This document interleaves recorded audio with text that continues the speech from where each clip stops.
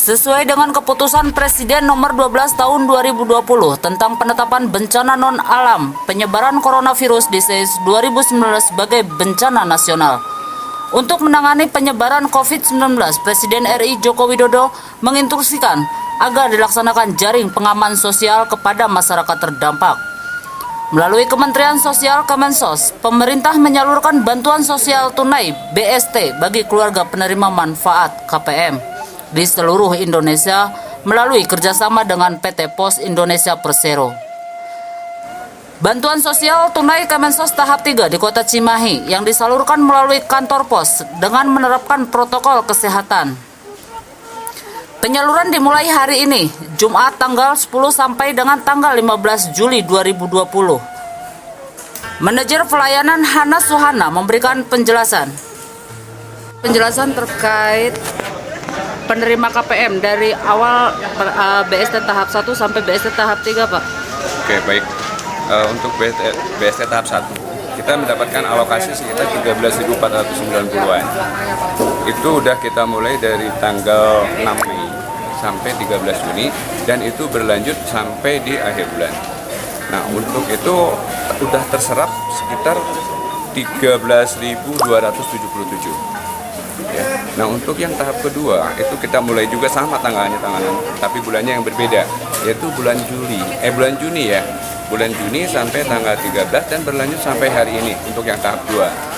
Adapun sampai akhir posisi bulan Juni itu alokasi yang semula 13.000 ada perubahan dari 13.491 tahap 1 ke tahap 2-nya itu ada perubahan menjadi 13.526. Dan itu sampai akhir bulan Juni itu terserap sekitar 12.676. Berarti cukup banyak, presentasinya secara presentasi bisa hampir 93%. Nah, sementara untuk BST tahap 3 ini masih berjalan dengan alokasi bertambah juga menjadi 14.490-an. Nah, dari situ kita dimulai dari tanggal 7 kemarin dan ini akan berakhir di tanggal 12. Adapun nanti ada susulan dan lainnya mungkin akan kita informasikan lebih lanjut. Nah, permasalahan yang kita hadapi adalah ketika warga masyarakat yang pertama satu kehilangan daftar undangan, kita siapkan lagi, kita harus membuatkan lagi duplikat. Kedua, dari para pendaftar yang by web itu datanya belum sampai keterima. Di sini perlu kami jelaskan bahwa posisi kami di sini sebagai petugas pembayar untuk terkait pendataan dan lain sebagainya itu bukan di pihak kami. Kami hanya sebatas untuk melakukan pembayaran. Dan ketika ada aturan yang menyatakan bahwa ketika tahap 1 tidak diambil dan tidak ada konfirmasi lebih lanjut, maka tahap 1 akan di stop, tahap 3 akan di stop. Ya, statusnya dinonaktifkan. Sementara untuk tahap 2 masih bisa dibayarkan. Nah, cuman ya begitu sih intinya. Jadi kita tidak paham dengan data, tetapi kita hanya selaku petugas pembayar. Kepala Kantor Pos Kota Cimahi, Rian Sahariani, memberikan keterangan. Kami penerima KPM untuk tahap ketiga untuk Kota Cimahi sendiri sebanyak 13.788. Kita sudah mulai menyalurkan dari hari Selasa dan kita prediksikan tanggal 12 udah selesai. Hari Minggu tanggal 12 sudah selesai. Minggu pun bisa ngambil ya, Bu? Minggu kita ngambil, ada memang kita dijadwalkan karena kita percepatan tanggal 15 Juli harus selesai pelaporan sehingga kami optimalkan di tanggal 12 Juli sudah bisa tersalurkan semua sesuai jadwal.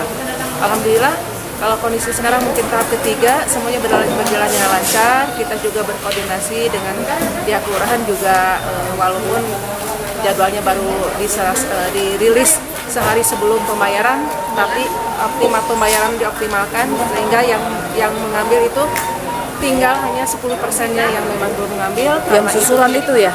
Ya, yang susulan. Ya, jadi karena mungkin tidak ada tempat dan belum hadir. Ya.